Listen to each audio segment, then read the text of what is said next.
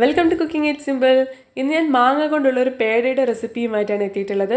പൊതുവേ പേട എന്നൊക്കെ പറഞ്ഞാൽ എല്ലാവർക്കും ഇഷ്ടമുള്ള ഒരു സാധനമാണ്. അപ്പോൾ ഇത് മാങ്ങനെ കൊണ്ട് ഉണ്ടാക്കിയാൽ എങ്ങനെ ഉണ്ടാവും എന്നൊന്ന് ആലോചിച്ച് നോക്കൂ. നല്ല ടേസ്റ്റാണ്, വായിലിട്ട് അലിഞ്ഞു പോവും. അപ്പോൾ ഇത് ഉണ്ടാക്കുന്നത് എങ്ങനെയാണെന്ന് നോക്കുന്നതിന് മുന്നേ ആയിട്ട് ആരെങ്കിലും ചാനൽ സബ്സ്ക്രൈബ് ചെയ്യാൻ ബാക്കിയുണ്ടെങ്കിൽ താഴെയുള്ള ചുവന്ന സബ്സ്ക്രൈബ് ബട്ടൺ ഒന്ന് ക്ലിക്ക് ചെയ്തേക്കണേ. ഇതിനായിട്ട് ഞാൻ 1 കപ്പ് പഴുത്ത മാങ്ങ മുറിച്ചെടുത്തിട്ടുണ്ട്. അപ്പോൾ മാങ്ങ നല്ല കളറുള്ളതാണെങ്കിൽ നിങ്ങളെ പേടയ്ക്ക് നല്ല കളർ ഉണ്ടാവും, വേറെ ഫുഡ് കളറിൻ്റെ ആവശ്യമൊന്നുമില്ല. ഇതിപ്പോൾ ഞാൻ സിന്തിരിയാണ് എടുത്തിട്ടുള്ളത്. നിങ്ങൾക്ക് അൽഫോൺസിയോ അല്ലെങ്കിൽ കസ്തൂരി അതുപോലെ നല്ല ഫ്ലേവറുള്ള മാങ്ങ എടുക്കാം. ഇതിലേക്ക് ഞാൻ പകുതി അളവിൽ, അതായത് 1/2 കപ്പ് പാൽ കൂടെ എടുത്തിട്ടുണ്ട്. നമുക്ക് ഇത് രണ്ടും കൂടെ ഒന്ന് മിക്സിയിലെ ജാറിലിട്ടിട്ട് നന്നായിട്ട് അരച്ചെടുക്കാം. കട്ടയൊന്നുമില്ലാതെ ഇതുപോലെ വേണം അരച്ചെടുക്കാനായിട്ട്. ഒരു കട്ടയും ഉണ്ടാവാൻ പാടില്ല. നമുക്ക് ചൂട് കട്ടിയുള്ള ഒരു പാത്രം അടുപ്പത്ത് വയ്ക്കാം. അപ്പോൾ അലുവയും ഇതുപോലെ പേടയൊക്കെ ഉണ്ടാക്കുന്ന സമയത്ത് ഇതുപോലെ ചൂട് കട്ടിയുള്ള പാത്രം തന്നെ എടുക്കുക. ഇതിലേക്ക് ഞാൻ 2 ടേബിൾ സ്പൂണ് പശുവിൻ നെയ്യ് ഇട്ട് കൊടുക്കുന്നുണ്ട്.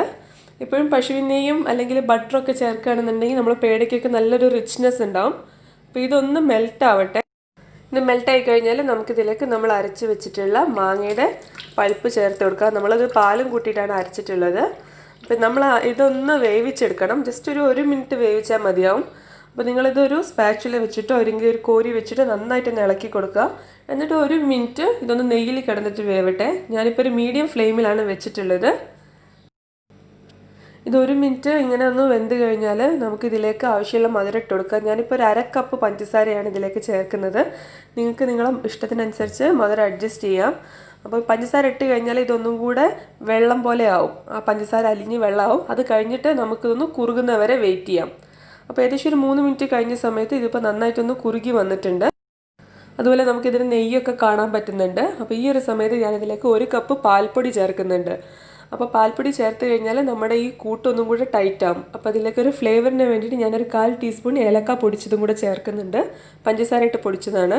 പിന്നെ നമുക്കിതിലേക്കൊരു 3 ടേബിൾ സ്പൂണ് കോൺഫ്ലവർ കൂടെ ചേർത്ത് കൊടുക്കാം. 3 ടേബിൾ സ്പൂണാണ് കേട്ടോ.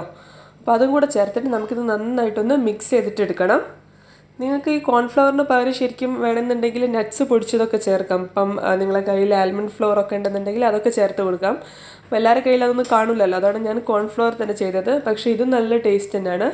നമുക്കിത് കട്ടയില്ലാതെ നന്നായിട്ടൊന്ന് ഇളക്കിയെടുക്കണം. ഈ ഒരു സമയത്ത് ഞാനിപ്പോൾ ലോ ഫ്ലെയിമിലാണ് വെച്ചിട്ടുള്ളത്. ഇത് നന്നായി മിക്സായി ഇതുപോലൊരു കൂട്ടായി വന്നു കഴിഞ്ഞാൽ നിങ്ങൾക്ക് തീ കുറച്ചൊന്ന് കൂട്ടി വെച്ച് കൊടുക്കാം. എന്നിട്ട് ഇതൊന്ന് നന്നായിട്ട് ഡ്രൈ ആവുന്നവരെ കുക്ക് ചെയ്യണം. ഈ സമയത്ത് നിങ്ങൾക്ക് വേണമെന്നുണ്ടെങ്കിൽ അടി പിടിക്കുന്നതാണെന്നുണ്ടെങ്കിൽ കുറച്ച് നെയ്യ് ചേർത്ത് കൊടുക്കാം. നിങ്ങൾ മറിച്ചിടുന്ന സമയത്ത് ഇതുപോലെ നെയ്യൊക്കെ ഒന്ന് ഊരി കുറച്ചൊരു മുരിഞ്ഞ പോലെ വരികയാണെങ്കിൽ ഇത് റെഡി ആയിട്ടുണ്ട്. ഈ സമയത്ത് നിങ്ങൾക്ക് തീ ഓഫ് ചെയ്യാം.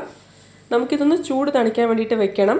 അപ്പോൾ അതിനായിട്ട് ഞാനൊരു പ്ലേറ്റ് എടുത്തിട്ടുണ്ട്. ആ പ്ലേറ്റിൽ കുറച്ച് നെയ്യ് ഒന്ന് തടവി കൊടുക്കുന്നുണ്ട്, പറ്റി പിടിക്കാതിരിക്കാൻ വേണ്ടിയിട്ടാണ്.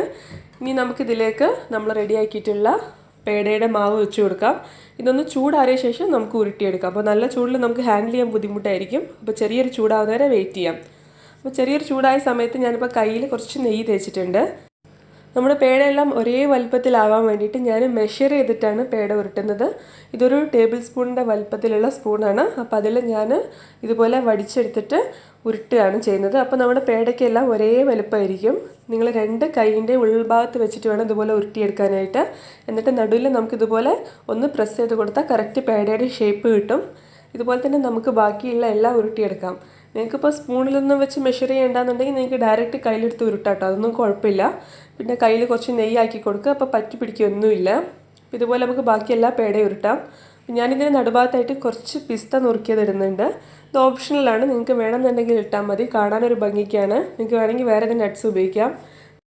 ഇതിങ്ങനെ തന്നെ കഴിക്കാം കേട്ടോ. ഇല്ലാന്നുണ്ടെങ്കിൽ നിങ്ങൾക്ക് ഫ്രിഡ്ജിൽ വെച്ചിട്ട് തണുപ്പിച്ചിട്ടും കഴിക്കാം. എല്ലാവരും ട്രൈ ചെയ്ത് നോക്കുക. താങ്ക്